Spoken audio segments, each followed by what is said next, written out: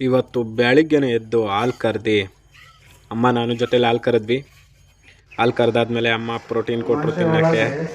ನಮ್ಮ ಹಳ್ಳಿ ಮನೆ ಹುಡುಗರಿಗಿದೆ ಪ್ರೋಟೀನ್ ಗುರು.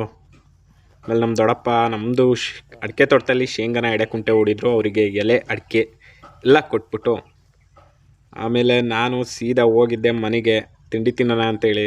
ತಿಂಡಿಗೆ ನಮ್ಮಮ್ಮ ಕಾಳು ಪಲ್ಯ ಚಪಾತಿ ಮಾಡಿದರು.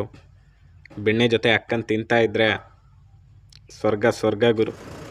ನೆಕ್ಸ್ಟು ಮಣ್ಣು ಹೊಡಿಯೋದಿತ್ತು ಸ್ವಲ್ಪ.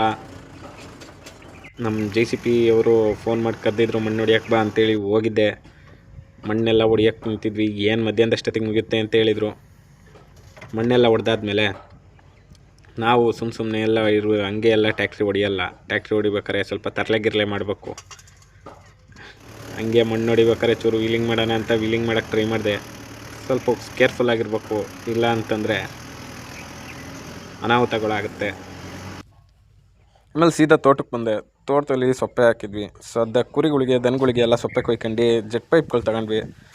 ಅದೇ ಅಡಿಕೆ ತೋಟದಲ್ಲಿ ಶೇಂಗಕ್ಕೆ ಜೆಟ್ ಜೋಡಿಸ್ಬೇಕಿತ್ತು ಇವತ್ತು.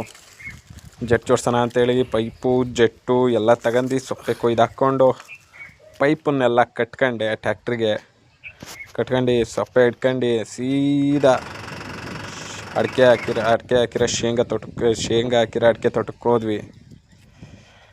ಅದಾದಮೇಲೆ ಎಲ್ಲ ಎಡೆಕುಂಟೆ ಎಲ್ಲ ಚೆನ್ನಾಗಿ ಹೊಡೆದಿದ್ರು. ಚೆನ್ನಾಗಿ ಮಣ್ಣೇರಿತ್ತು. ಮಣ್ಣೇರಿದ್ರೆ ಕಾಯಿ ಚೆನ್ನಾಗಿ ಬಿಡ್ತವೆ.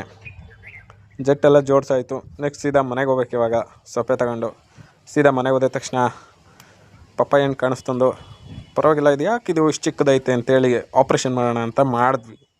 ನೋಡಿದ್ರೆ ಸಖತ್ ಟೇಸ್ಟಾಗಿತ್ತು ಗುರು. ಆಮೇಲೆ ನಮ್ಮ ಕುರಿಗಳೆಲ್ಲ ಚೆನ್ನಾಗಿ ಮೇಯ್ತಾಯಿದ್ವು. ನಿಮಗೆಲ್ರಿಗೂ ಹೇಳೋದೊಂದೇ, ಬೆಟ್ಟಿಂಗ್ ಆ್ಯಪ್ ಆಡಬೇಡ್ರಿ. ಬೆಟ್ಟಿಂಗ್ ಆಡಬೇಡ್ರಿ. ಬೆಟ್ಟಿಂಗ್ ಆ್ಯಪ್ಗಳಿಗೆ ಪ್ರಮೋಟ್ ಮಾಡಬೇಡ್ರಿ, ಸೇಫ್ ಅಲ್ಲ. ಇಷ್ಟು ಹೇಳ್ತಾ ಕುರಿಗಳ್ನ ಒಂದು 10 ಸಾಕಿದ್ದೀನಿ, ಪರವಾಗಿಲ್ಲ ಅನ್ನಂಗಿದ್ದಾವೆ. ನೆಕ್ಸ್ಟು ತೊಗೊಂಬರ್ಬೇಕಾರೆ ಚೆನ್ನಾಗಿರೋ ಮರಿಗಳ್ನ ತೊಗೊಂಬರ್ಬೇಕು. ಆಮೇಲೆ ನಮ್ಮಮ್ಮ ಹೇಳಿದ್ರು ಅಂತ ರಾಗಿನ ಮಿಲ್ ಮಾಡಿಸ್ಕೊಂಡು ಸೀದಾ ಮನೆ ಹತ್ರ ಬಂದೆ. ಮನೆ ಹತ್ರ ಬಂದು ಸ್ನಾನ ಎಲ್ಲ ಮಾಡಿಕೊಂಡು ದೇವರಿಗೆ ಕೈ ಮುಗಿದು ಆಮೇಲೆ ಅಮ್ಮ ಮುದ್ದೆ ಸಾರು ರೆಡಿ ಇತ್ತು.